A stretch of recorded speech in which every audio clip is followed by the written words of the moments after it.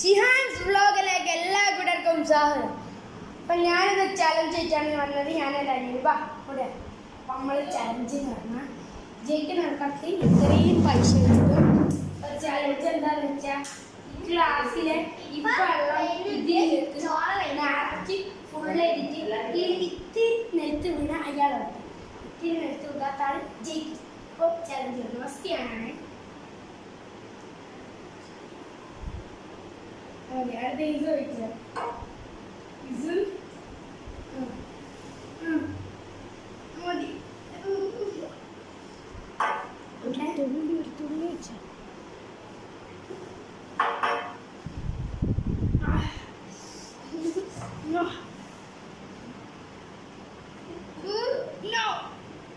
ഞാൻ ജയിക്കും.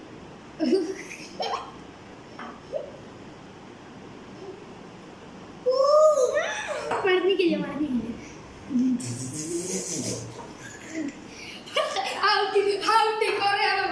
കുറേ വെള്ളം പോയി.